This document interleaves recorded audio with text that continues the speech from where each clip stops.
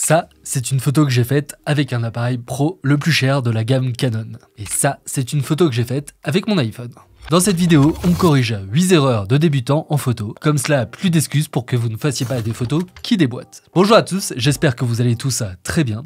Ça, c'est ce qui arrive quand un fan d'appareil Canon et un fan d'appareil Sony se rencontrent, ça se bagarre. Non, je rigole, c'est juste que j'ai pris un virage trop court et qu'une porte était sur mon chemin, beaucoup moins glorieux. Bref, trêve de bavardage, allez, c'est parti. Erreur numéro 1, passer trop de temps à chercher le bon appareil photo. Regardez ces deux photos. L'une est prise avec mon iPhone, l'autre est prise avec mon appareil pro qui coûte plus de 7000 €. Est-ce que vous savez trouver quelle photo est prise à l'iPhone et quelle photo est prise avec un appareil photo pro? Eh bien, c'est normal car aujourd'hui, les progrès sont tels qu'avoir un super appareil n'est plus nécessaire pour prendre de belles photos. J'ai commencé à prendre des photos avec un Canon 650D et ensuite, au fur et à mesure des progrès, j'ai ensuite mis à jour mon équipement. Pour les premières prestations payées que j'ai faites, j'utilisais un Canon 7D. Le 7D est sorti en 2009, c'était il y a 14 ans.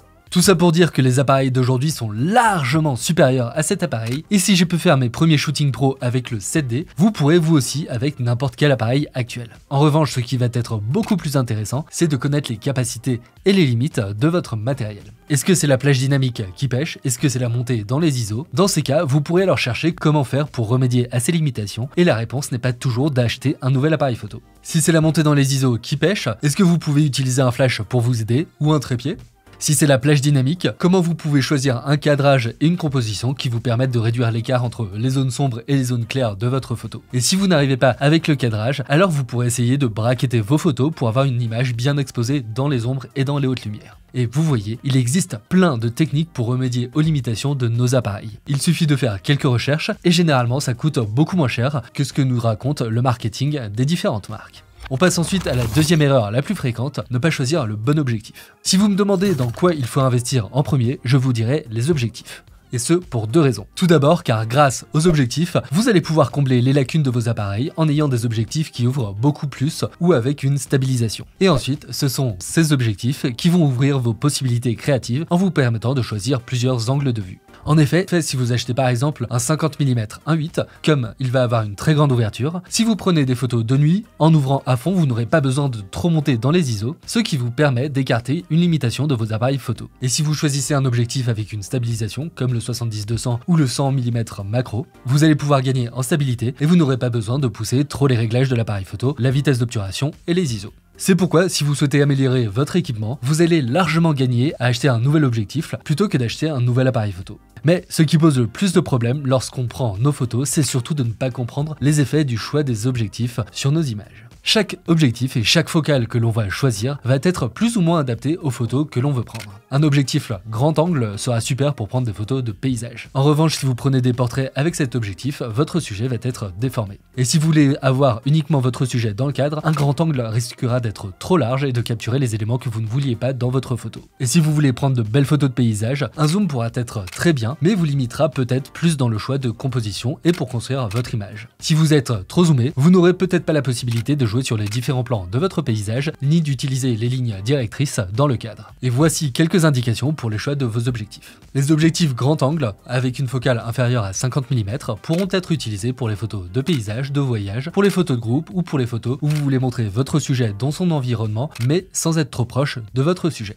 Les objectifs intermédiaires, aux alentours de 50 mm, pourront être utilisés pour des portraits en plein pied ou à la taille. Les focales entre 70 et 100 mm seront en revanche particulièrement adaptées pour les portraits où l'on se concentre uniquement sur le visage de la personne. Et si vous voulez faire des photos de sport ou des photos animalières, alors le choix d'un téléobjectif pourra être plus judicieux, comme le 70-200. Avec cette plage de focale de 70-200, vous pourrez prendre aussi bien des portraits que des photos d'animaux au loin ou des sportifs de l'autre côté du terrain. Donc ça, c'était les remarques pour la partie matérielle. Et on passe maintenant à la partie réglage. C'est la troisième erreur, ne pas faire les bons réglages pour nos photos. Quand vous allez sortir votre appareil de sa boîte, celui-ci va être réglé en tout automatique. Et la première chose à changer, ça va être de sortir du mode automatique. Si vous avez acheté un appareil photo, j'imagine que c'est pour pouvoir prendre des photos sympas. Et si vous regardez cette vidéo, c'est que vous avez envie d'aller plus loin avec votre appareil. Donc, on sort du mode tout automatique, autrement vous laissez le côté créatif à votre appareil et on perd l'intérêt d'avoir investi dans ce petit bijou de technologie. Mais une fois que vous avez changé de mode et que vous vous êtes mis en mode soit manuel, soit en mode AV ou TV, il va falloir apprendre à bien utiliser les réglages d'exposition que sont le temps de pause, l'ouverture de l'objectif et les ISO. Et vous devez apprendre les effets de ces réglages sur vos images et comment faire pour avoir une image bien exposée. Si vous ne maîtrisez pas ces réglages, vous risquez d'avoir des images surexposées, c'est-à-dire beaucoup trop lumineuses, ou sous-exposées, c'est-à-dire beaucoup trop sombres. Et dans ces deux cas, les images ne seront pas exploitables. Pour être bien sûr d'exposer vos photos, j'ai fait une vidéo pour vous expliquer les réglages d'exposition et je vous mets le lien dans la description. Et il existe dans tous les appareils photo un outil qui peut bien vous servir, c'est l'histogramme. Cet outil vous évitera d'avoir des images trop sombres, c'est-à-dire où tout l'histogramme sera sur la gauche, ou des images trop claires, c'est-à-dire où tout l'histogramme sera sur la droite. Le but ici sera d'avoir une courbe bien répartie pour l'histogramme. Car si vous avez un histogramme bien homogène, vous pourrez toujours rattraper l'exposition globale en post-traitement. Alors que si votre histogramme sort du graphique sur la gauche, vous aurez des zones sombres que vous ne pourrez pas rattraper, et si votre histogramme sort sur la droite, vous aurez des zones lumineuses que vous ne pourrez pas rattraper non plus.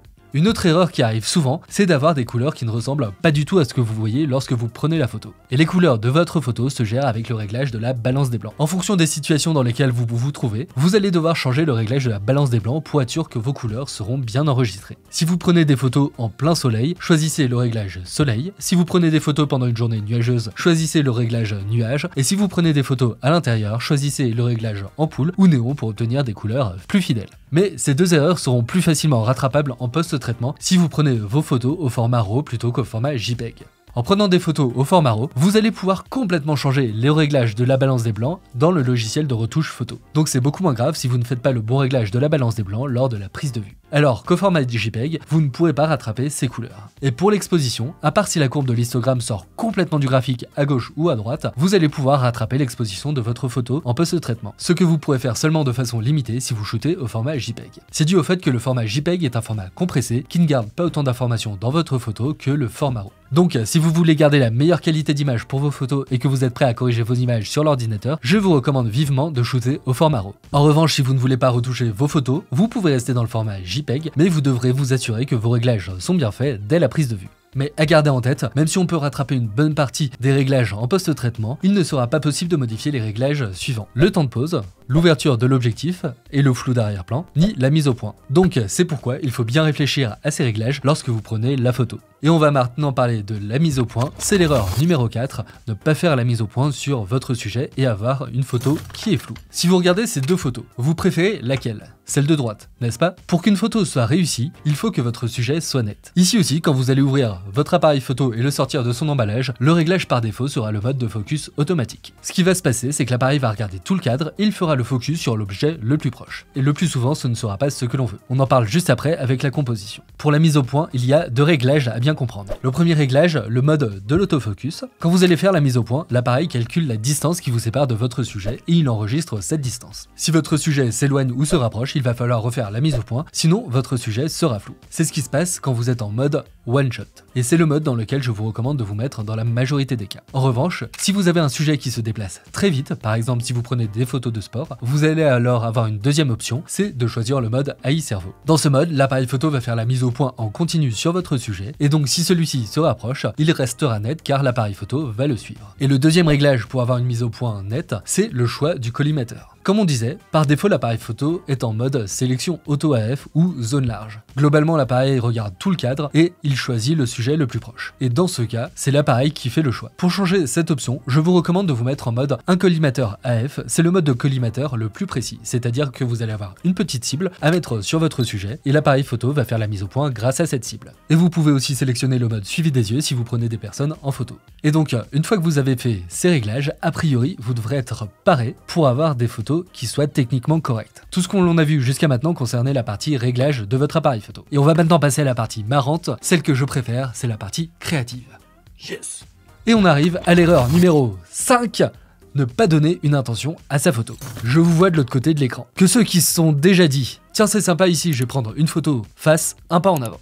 Pourquoi je vous dis ça? On l'a tous fait. On voit un beau paysage et paf, on prend la photo. Mais globalement, si on ne réfléchit pas plus que ça, ça va donner une photo carte postale. Et au-delà de la blague, c'est hyper important. Si vous prenez une photo, c'est pour partager quelque chose avec la personne qui va la regarder. Est-ce que vous voulez montrer l'immensité d'un paysage, les textures d'une surface, un joli portrait, un moment d'émotion que vit une personne, un moment d'amitié entre deux amis? Vous allez raconter quelque chose avec votre photo. Il faut donc que vous sachiez quoi, autrement, votre audience ne saura pas non plus. Et votre photo tombera dans les abysses des photos oubliées car elle n'aura pas d'impact. Ce qui est important en photo, c'est de choisir votre intention et de choisir votre sujet.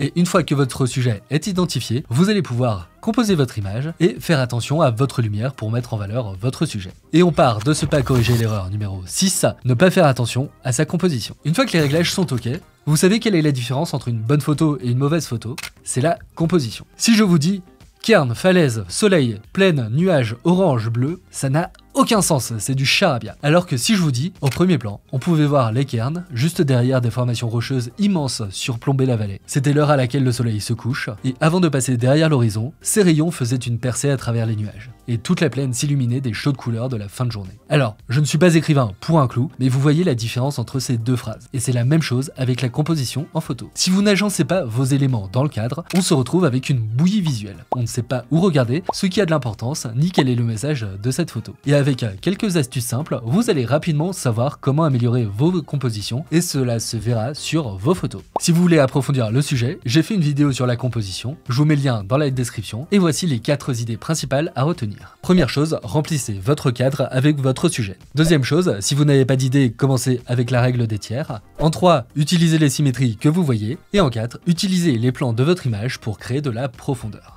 Un des buts de la composition sera de créer des images harmonieuses et avec de la profondeur. Et en utilisant les différents plans de votre image ainsi que les lignes directrices, vous allez pouvoir guider l'œil de votre public et ainsi créer des images beaucoup plus riches visuellement. De la même façon, vous pouvez aussi trouver des éléments au premier plan, choisir une ouverture assez grande pour flouter ce premier plan et vous aurez une image avec une composition plus travaillée et qui sera visuellement plus intéressante. Pour travailler vos compositions, vous pouvez jouer avec le choix des objectifs comme on l'a vu précédemment, mais aussi avec les angles de votre cadrage. Vous pouvez shooter proche du sol, shooter à la hauteur de votre sujet, shooter depuis un point plus haut et tous ces angles vous donneront de la variété dans vos images. Et maintenant, sous le feu des projecteurs se profile notre 7e erreur, c'est justement de ne pas faire attention à la lumière pour mettre en valeur le sujet.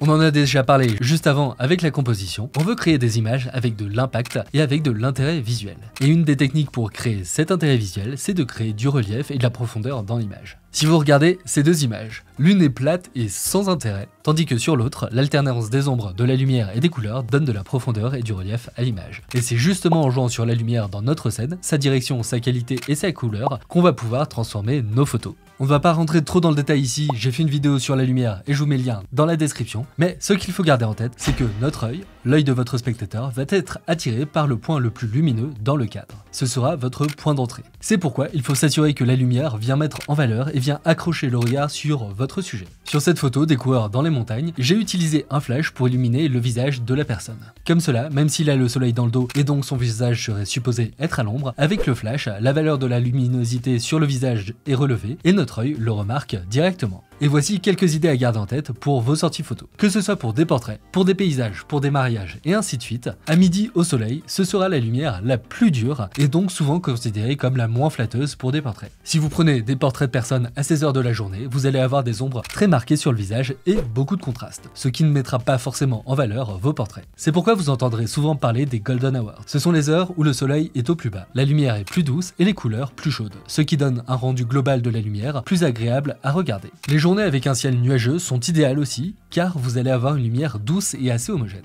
ce qui permettra de prendre des jolies photos de portraits dans n'importe quelle direction et à n'importe quelle heure de la journée. Et si vous n'avez pas le luxe de choisir l'heure de vos photos, par exemple si vous êtes en mariage, vous avez plusieurs solutions. Soit vous pouvez faire venir les personnes que vous prenez en photo à l'ombre d'un arbre ou d'un bâtiment, soit vous pouvez utiliser un flash pour rehausser les ombres sur le visage des personnes, c'est ce que j'ai fait pour ces coureurs.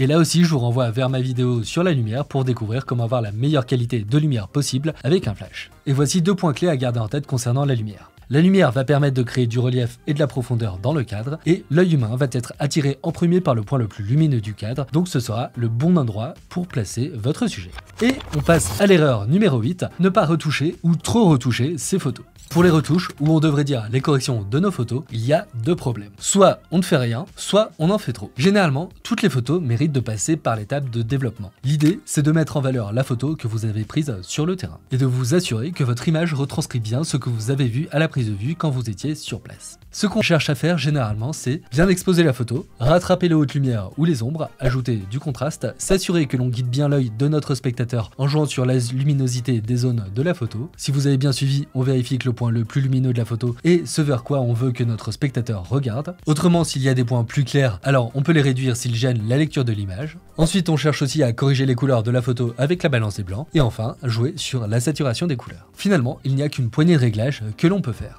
D'ailleurs, pour découvrir les 10 étapes qui me permettent de corriger toutes mes images, je vous mets le lien vers une vidéo sur ce sujet dans la description. Et pour le coup, quand on parle de retouche, c'est plutôt qu'on veut faire des modifications plus poussées de nos images ou si on veut donner un style à nos couleurs. Mais si vous ne souhaitez faire que ces modifications dont on vient de parler, on parle bien de correction ou aussi de développement de vos photos. Et maintenant, comment savoir si vous en avez trop fait ? Généralement, si vous avez poussé tous les curseurs au max, là voilà, c'est beaucoup trop. Autrement, voici une liste de ce à quoi il faut faire attention et les curseurs qui donnent vite un aspect artificiel et irréel à nos images. Vous avez le contraste. Si vous poussez ce curseur trop loin, l'image commence à perdre son côté naturel. Ensuite, vous avez la saturation. Si vous poussez ce curseur à fond, vous voyez apparaître des couleurs qui n'existent pas vraiment sur notre planète. Pour remédier à ça, vous pouvez utiliser le curseur de la vibrance qui est beaucoup plus doux que la saturation et qui protégera les couleurs. Ensuite, vous avez le curseur de la clarté. Ce curseur va augmenter le micro-contraste, mais si vous le poussez trop loin, vous allez donner un aspect grunge à vos images. Et enfin, vous avez le curseur de la netteté. Là aussi, si vous poussez ce curseur trop loin, vous allez donner un effet très plastique à vos images. Ici, ce qui est difficile à jauger, c'est que la photo reste un art, et chacun aura sa propre vision de ce qui lui plaît ou pas. Donc, difficile de donner une règle universelle, mais voici 2 astuces pour vérifier que vous n'en avez pas trop fait. Après avoir fini de développer une photo, laissez-la reposer pendant la nuit et regardez-la à nouveau le lendemain. Si vous vous dites « Oh là, qu'est-ce que j'ai fait ?» c'est sans doute que vous avez poussé la retouche un peu trop loin. Et si vous êtes satisfait de ce que vous avez fait, alors on est plutôt pas mal. Et une deuxième astuce, c'est de montrer vos photos à des amis, à des proches et de leur demander ce qu'ils en pensent. Et selon leur réaction, vous saurez si vous êtes sur la bonne voie ou non.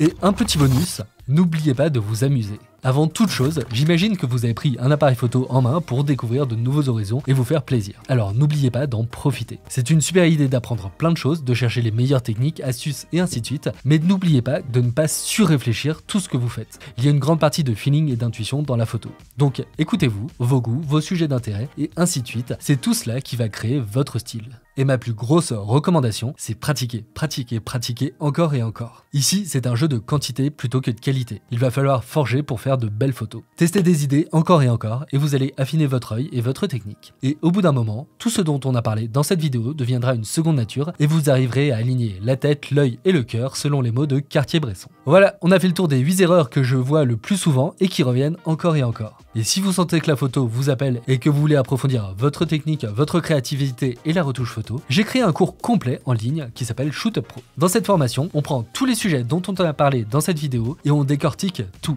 Mais pour que ce ne soit pas un immense raz-de-marée d'informations, le cours est structuré de manière progressive. Chaque vidéo aborde un sujet photo avec de la théorie et des exemples pour que vous puissiez rapidement maîtriser toutes les connaissances dans les domaines de la photo. Le but, c'est que vous ayez une excellente maîtrise de tous ces domaines de la photo pour que vous puissiez ensuite vous faire réellement plaisir. Et grâce à ce cours, vous pourrez passer de grands débutants à très bons photographes en un rien de temps. Et il y a aussi un module business pour ceux qui souhaitent mettre un pied dans le monde de la photo pro. Je vous mets le lien dans la description vers la formation.